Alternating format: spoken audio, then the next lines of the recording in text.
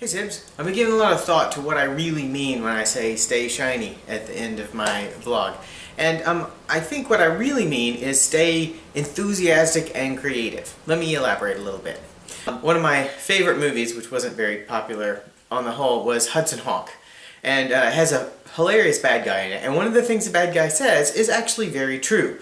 Happiness comes from the achieving of goals. Of course, his argument is that he had tons of money and achieved all his goals early, so he had no choice but to become a bad guy. But the thing is, he's only partly right. Actually, happiness comes first, before the achieving of goals. I found this from my own experience, and I feel certain that there's actually studies to back it up, that you first have to feel happy and confident, and then you get enthusiastic about something, and then you put effort into it, and then you accomplish it, which makes you feel happy and more confident. There's other things that lead you to put forth effort, mainly fear in various forms. Fear that something bad's going to happen if you don't.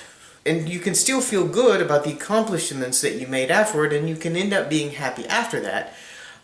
But a lot of times what actually happens is you just procrastinate. At least that's what I find I do. I have something I need to do because I'm afraid, and it's not that I'm enthusiastic about it, I just feel I have to do it. But it's not like there's an immediate bad effect if I don't do it, like dieting, exercise. It's a sort of long time, slow thing. So it's very easy for me to make up excuses of why, it doesn't really matter. And that saps my enthusiasm. And then having no enthusiasm, I don't actually put up the effort, and I don't actually do it.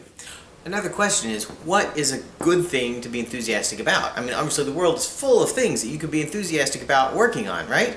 How exactly do you decide among all of those things? Well, for quite a long time I've been thinking, well, what's really important is stuff that helps other people's lives to be better, right? I should be doing that.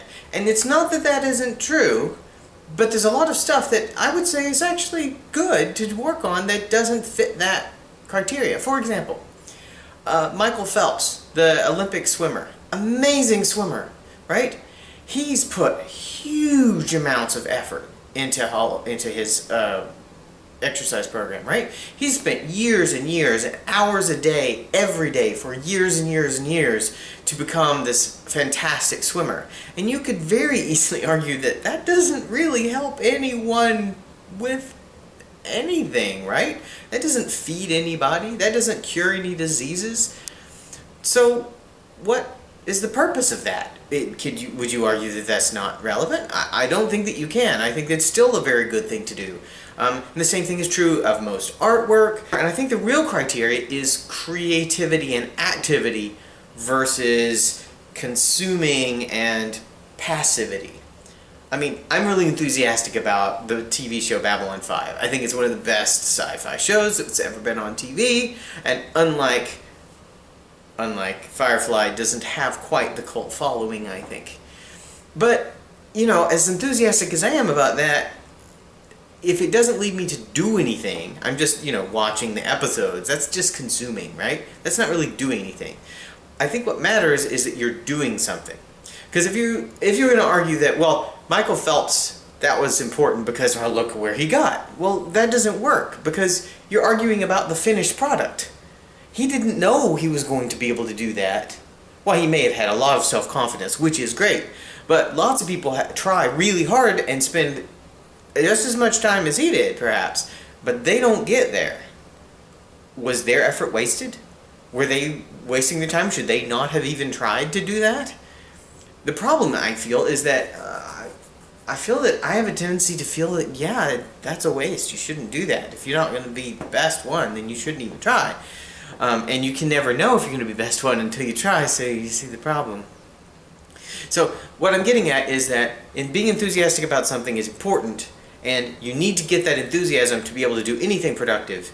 But to some extent, it doesn't matter what it is, as long as it's something that's active and creative and not just sitting on your butt watching a TV show or reading books. Much as I love reading books, what I'm saying to do to be shiny is I'm saying try to keep up your enthusiasm and do stuff, make stuff.